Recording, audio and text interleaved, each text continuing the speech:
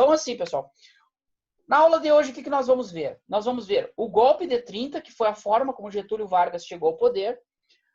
Vamos aprofundar um pouco a figura de Getúlio Vargas, quem era essa pessoa, de onde surgiu essa figura tão importante na história do Brasil e quais foram as fases do governo de Getúlio Vargas.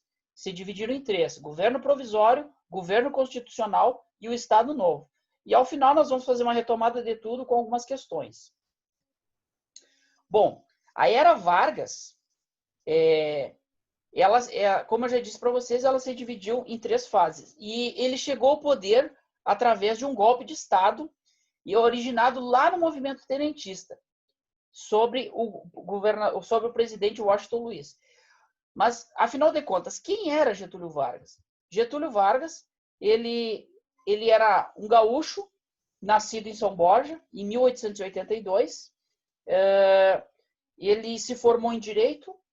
Ele era um ex-militar, foi sargento. Ele começou como soldado em São Borja, depois ele se transferiu para a Academia Militar em Porto Alegre e foi sargento, como vocês serão. Também era filho de uma família abastada, ele era pecuarista e no interior do Rio Grande do Sul ele era proprietário de 3 fazendas, 2 em São Borja, 2 no Itaqui e 1 em São Borja. E ele iniciou sua carreira política como deputado estadual aqui no Rio Grande do Sul. Ele, por ironia do destino, ele foi ministro da Fazenda, foi o homem forte do presidente Washington Luiz, o último presidente da República do Café com Leite, o qual ele encabeçou o golpe para depô-lo, apoiado pelos militares, logicamente, pela coluna tenentista que existia dentro do Exército Brasileiro. Ao final, depois do seu período como ministro da Fazenda, do Washington Luiz, ele foi governador do estado do Rio Grande do Sul e ele acabou se candidatando à presidência da República pela Aliança Liberal, certo? Aqui nós temos o panfleto da sua candidatura, certo? E ele foi, como eu já disse, ele foi apoiado pelo movimento tenentista, ele era um simpatizante do movimento tenentista.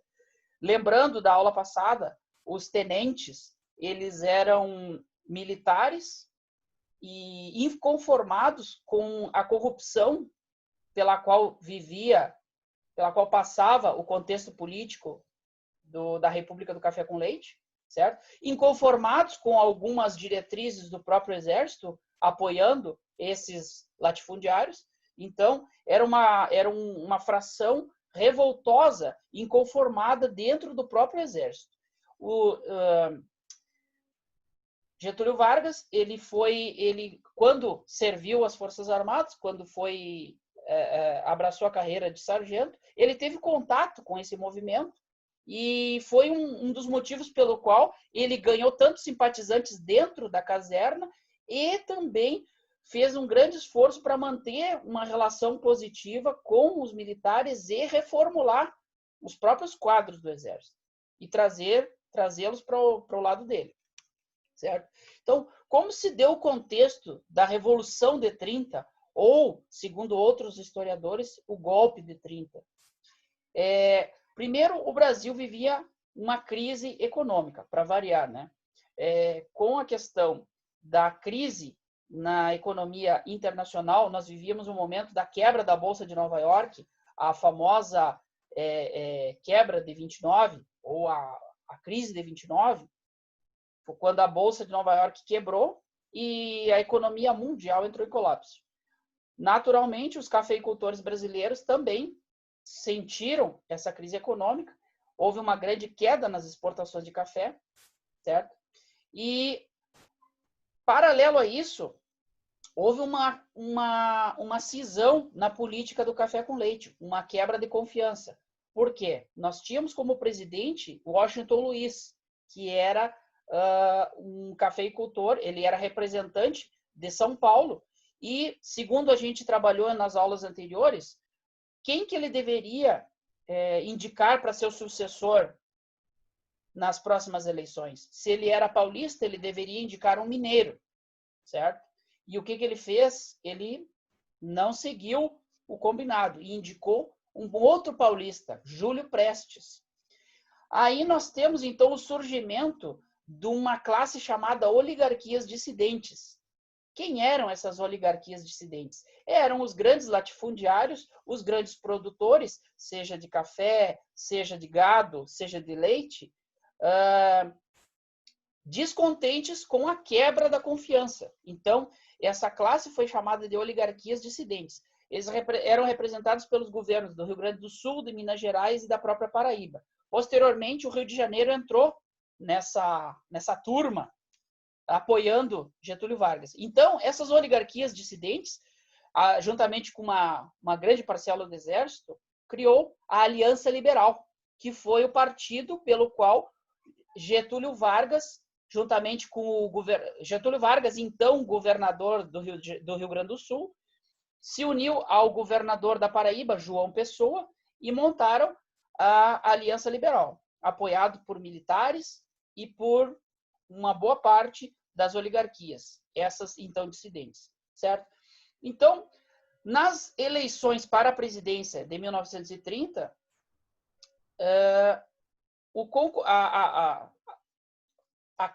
a outra chapa concorrente à Aliança Liberal era formada por Júlio Prestes e alguns outros cafeicultores. Júlio Prestes representando o Partido Republicano Paulista. Isso foi o grande problema que fez com que ruísse a política do café com leite. Deveria ter sido indicado um mineiro. Então, o que acontece? Aproveitando de um evento funesto, que foi o assassinato de João Pessoa, o futuro vice de Getúlio Vargas, e da perda das eleições. Então, a Aliança Liberal de Getúlio Vargas e João Pessoa perdeu as eleições para Júlio Prestes, certo? Então, Júlio Prestes, antes de assumir, foi interrompida a sua sucessão, a sucessão de Washington Luiz foi interrompida pela morte do João Pessoa, do vice de Getúlio Vargas. Ele foi assassinado no interior da Paraíba, não por motivos políticos, até por motivos amorosos. Ele tinha uma namorada e por uma guerra entre famílias, ele acabou sendo assassinado num bar. E Getúlio Vargas e a própria Aliança Liberal utilizaram isso como pretexto, dizendo que isso foi um atentado à Aliança Liberal e, utilizando-se desse subterfúgio, Getúlio Vargas dá um golpe de Estado, apoiado pelos militares, e Washington Luiz, o então presidente que deveria passar a faixa para Júlio Prestes, foge para os Estados Unidos. Então, Getúlio Vargas, com uma tropa em torno de 5.000 homens, sai do Rio Grande do Sul, passando por Paraná e Santa Catarina, em direção a São Paulo e Rio de Janeiro, e chega na capital brasileira, então Rio de Janeiro, e recebe a faixa de presidente, toma a faixa de presidente, recebendo do general Mena Barreto e Tasso Fragoso. Esse evento é conhecido como Revolução de 30, certo? O general Mena Barreto, o exército em si, eles tomam o poder federal, deixando nas mãos de uma junta governativa formada pelo exército e pela marinha.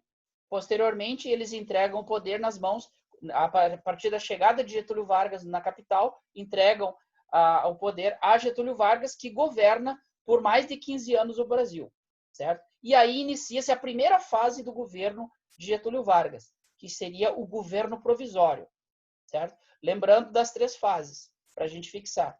Governo provisório, posteriormente governo constitucional e, finalmente, o Estado Novo, certo? Bom, em síntese, a Revolução de 30 foi um movimento armado liderado pelos estados de Minas Gerais, Paraíba e Rio Grande do Sul, que culminou com um golpe de Estado, o chamado golpe de 30, que depôs o presidente Washington Luiz, não deixando assumir o presidente Júlio Prestes, certo? E com isso, uma das grandes consequências desse golpe de 30 foi o fim da República do Café com Leite, certo? Ou o fim da República Velha. Muito bem. Então, quais foram os primeiros movimentos de Vargas no poder? O primeiro deles, instituir a sua ditadura, certo? Getúlio Vargas, ele tinha o exército na mão, certo? E começou a legislar por conta própria. Ele fechou o Congresso Nacional e ele mesmo criava as próprias leis, certo?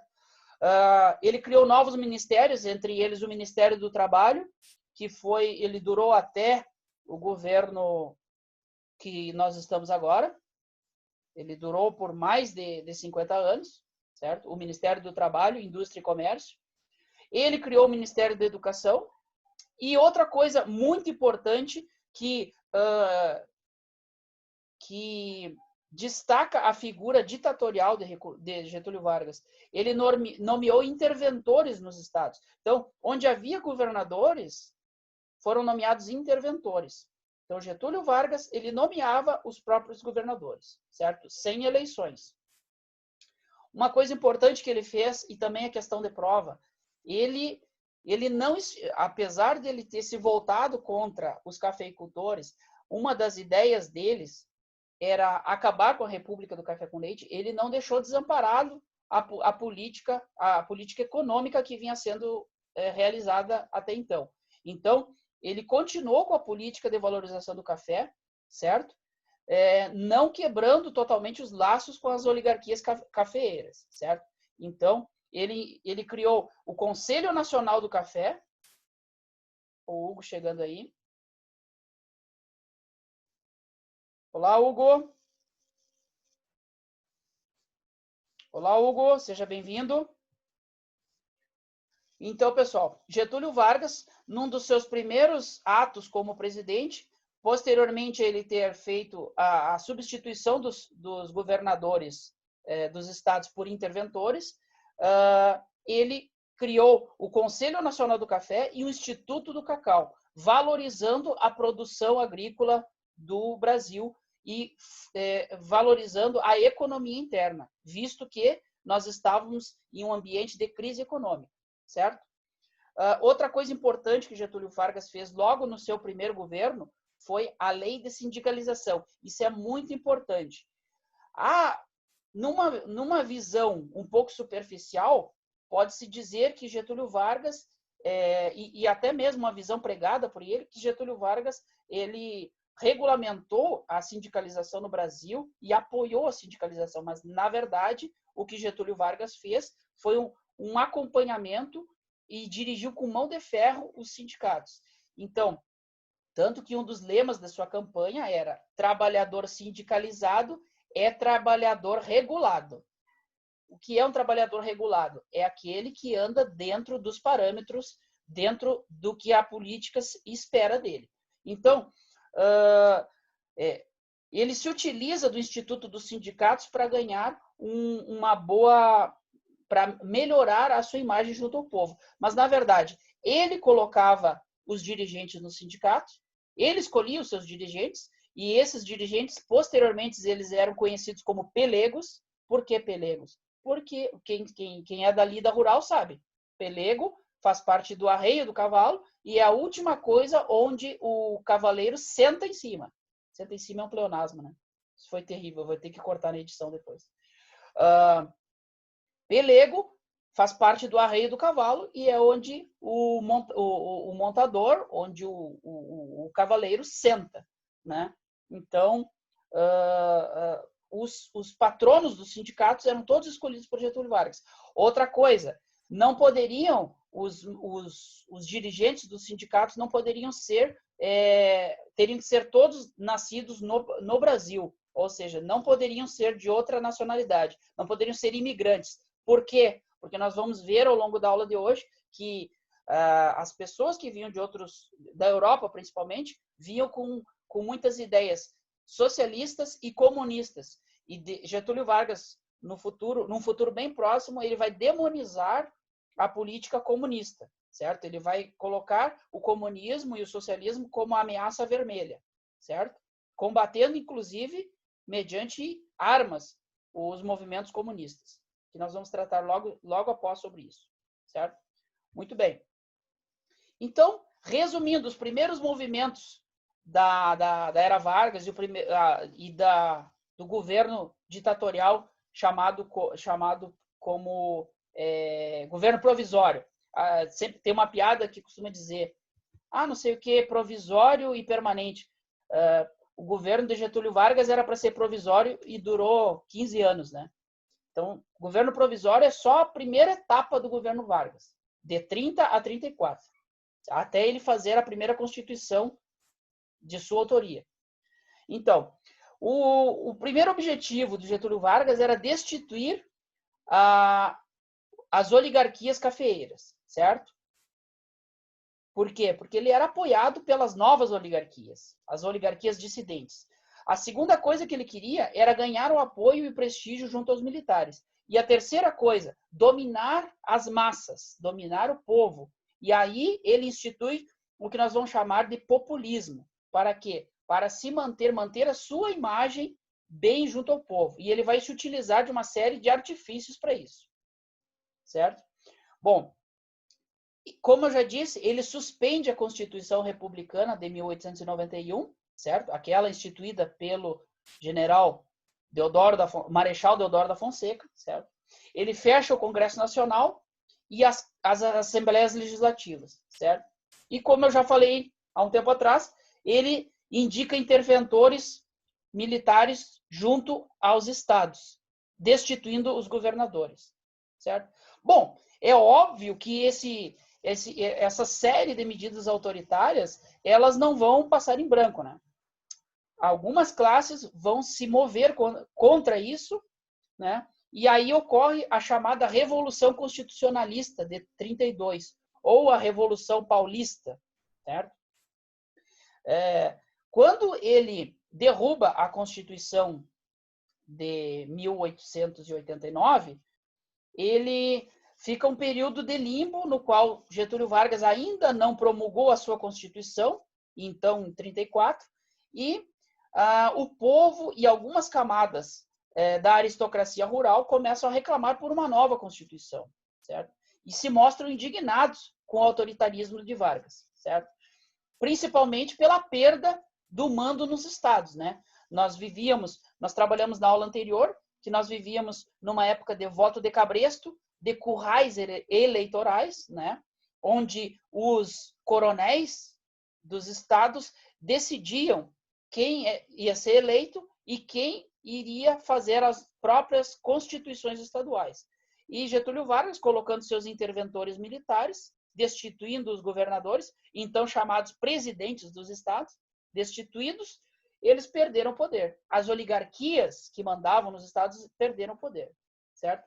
Mas o foco dessa revolução, o ponto inicial que fez eclodir essa revolução em São Paulo foi quando 4 estudantes paulistanos foram mortos por forças do governo, né? É interessante saber o nome deles, né? Martins, Miragaia, Drauzio e Camargo. As suas iniciais, MMDC, elas vão dar origem a um movimento revolucionário, o MMDC, certo? Em homenagem a esses estudantes que se revoltaram contra Vargas, certo? E aí eclode a Revolução em São Paulo. Essa revolução, ela envolve milhares de pessoas, ocorrem bombardeios, tiroteios em São Paulo, certo? É um momento no qual as forças federais, elas acabam entrando em conflito com as próprias forças estaduais, ou seja, nós temos um clima no qual o Exército e a Marinha têm que trocar tiros, inclusive com a Polícia Militar do Estado de São Paulo, certo? E com vários outros manifestantes, certo? E em 9 de julho de 1932, no Rio de Janeiro, Rio Grande do Sul e Minas Gerais, começam a surgir outros focos de revolução, certo? Então, todo esse fenômeno é chamado Revolução Constitucionalista de 1932. O que acontece no final das contas? Vendo a grande pressão e a grande força militar que Getúlio Vargas gozava, os outros estados, Minas, Rio Grande do Sul e Rio de Janeiro, acabam não enviando suas tropas, suas milícias, para a capital, então Rio de Janeiro, e esse movimento acaba perdendo força, certo? Então os paulistas acabam sendo sufocados, os seus líderes principais são presos, e assim, digamos, pacificada essa Revolução Constitucionalista de 1932, certo? Muito bem. Findo esse primeiro momento, nós temos a segunda etapa do governo de Vargas, certo? Antes disso, para encerrar, antes de encerrar, nós temos que ressaltar que é nesse momento, no primeiro ato de Vargas, que é criada a CLT, a Consolidação das Leis Trabalhistas, certo? E o Código Eleitoral. E aí nós temos uma situação um tanto quanto inusitada. Com o Código Eleitoral, criado por Vargas, nós instituímos o voto secreto, o voto para as mulheres, o voto feminino. Então, a partir de Getúlio Vargas, que nós temos as mulheres podendo votar, e todo um aparato de justiça eleitoral. Só que ele cria todo um sistema eleitoral que ele mesmo não obedece, certo? Ele criou para ser utilizado a nível de estados e municípios, mas que não é utilizado por grande parte do seu mandato, certo? Bom, aí então nós temos um período mais turbulento ainda dentro da era Vargas, que é o famoso governo constitucional, que se estende de 1934 a 1937, certo? Em 1934, atendendo uma demanda da aristocracia rural e de boa parte do Congresso Nacional, é proclamada, então, a Constituição Federal de 1934. E ela foi chamada de polaca. Por que polaca? Porque ela foi inspirada na Constituição da Polônia, uma constituição de cunho fascista, extremamente nacionalista e positivista, certo? Ou seja, ela voltada para a ordem e o progresso, certo? E com ênfase na autoridade do governo federal, certo? A partir daí, nós começamos a viver uma era de nacionalismo econômico. O que significa nacionalismo econômico? Toda a força do Estado, toda a ideologia do país é voltada para uma produção, para desenvolvimento econômico e para a exportação, certo? Nós vamos ver logo adiante o porquê disso. Bom, foi instituída a Justiça Eleitoral, só que Getúlio Vargas, ele abre uma nova candidatura e ele é eleito como presidente, só que por voto indireto, ou seja, o Congresso Nacional o elege como presidente da República. Então, ele tomou o poder em 1930, rasgou a Constituição. Dito por ele mesmo, eu fui o homem que rasguei 2 Constituições. Ou seja, ele rasga a Constituição de 1889 e, posteriormente, em 1934, ele acaba rasgando essa segunda Constituição também, certo?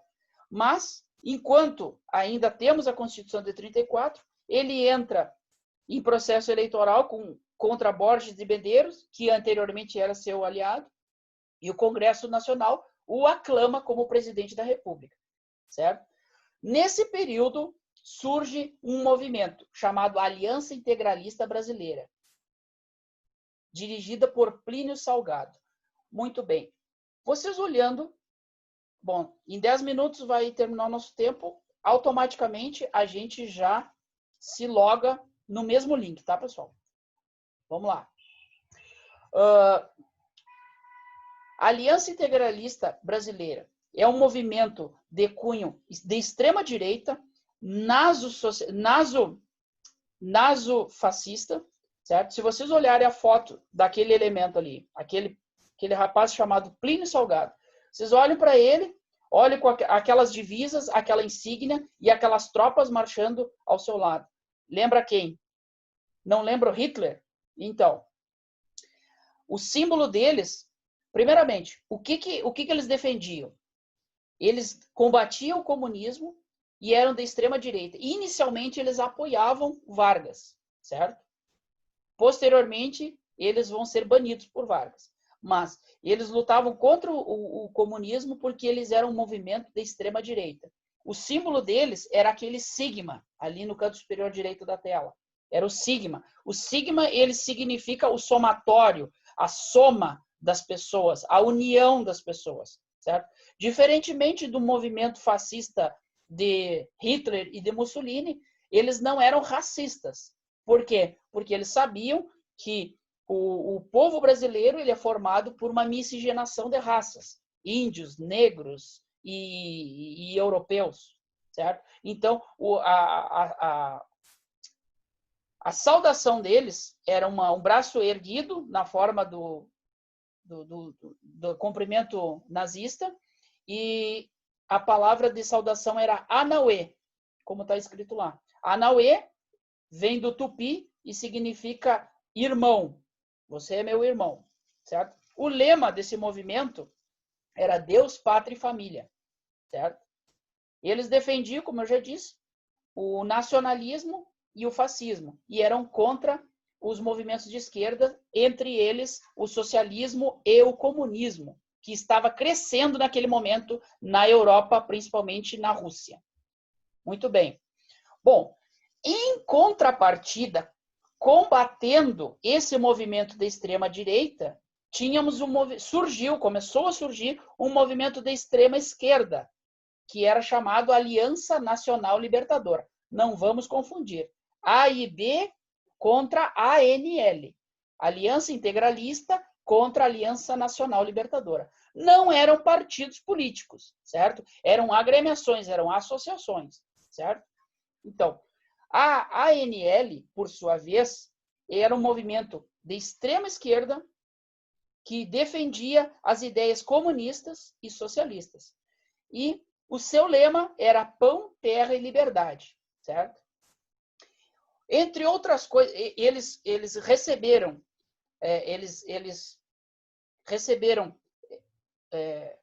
instrução e receberam fomento e apoio de vários movimentos comunistas, entre eles o Partido Comunista Brasileiro, o PCB, na época, e principalmente os seus líderes foram estudar na Rússia, na União Soviética, para voltarem de lá mais aperfeiçoados para introduzir o socialismo nas repúblicas latino-americanas, certo? Então, por sua vez, eles combatiam o capitalismo, o liberalismo, tudo coisas que o nosso governo de Getúlio Vargas estava desenvolvendo, certo?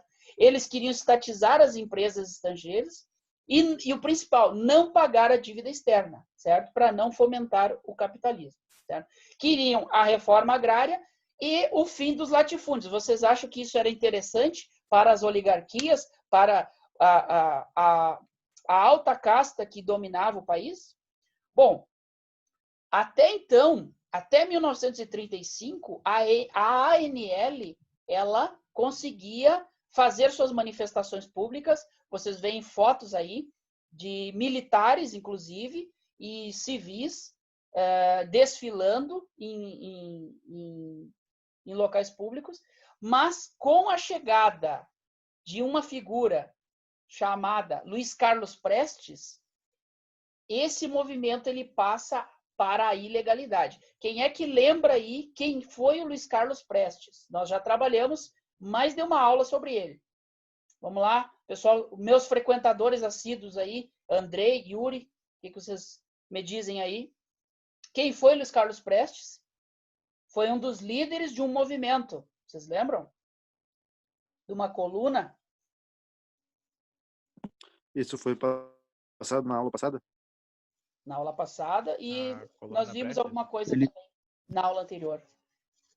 Coluna Prestes? Coluna Prestes, muito bem. Coluna Prestes, nós vimos na aula passada que ela atravessou o Brasil, certo? Lutando por melhores condições, por uma política mais... Depois do tenentismo, né? E isso, ela se originou, foi a terceira fase do movimento tenentista, e se originou no movimento tenentista.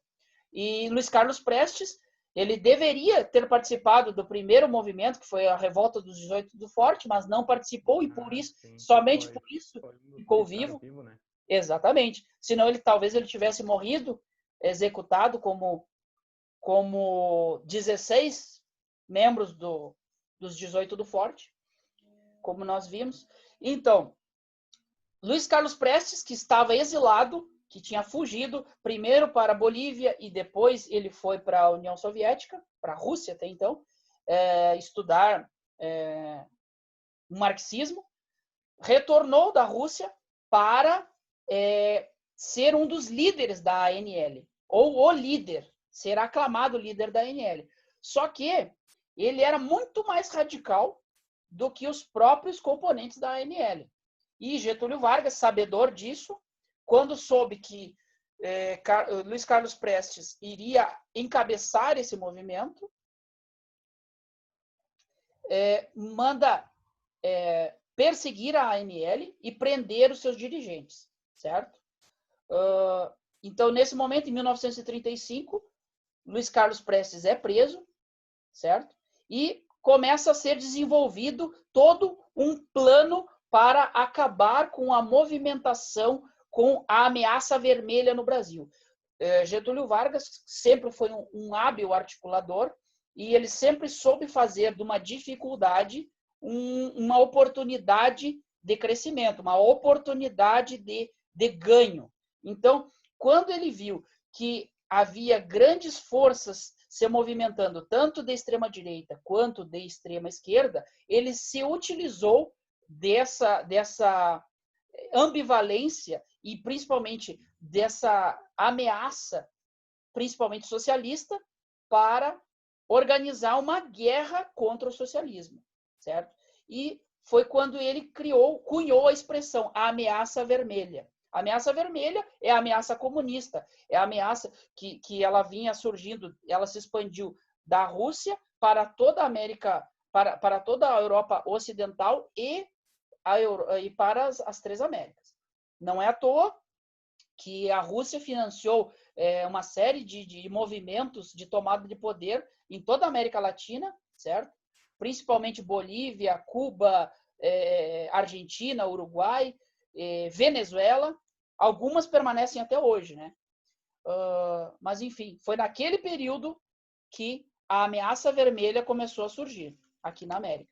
E Getúlio Vargas utilizou-se disso para promover uma verdadeira guerra, certo? E nessa guerra, um dos artifícios que ele usou foi o Plano Cohen. O que foi o Plano Cohen? O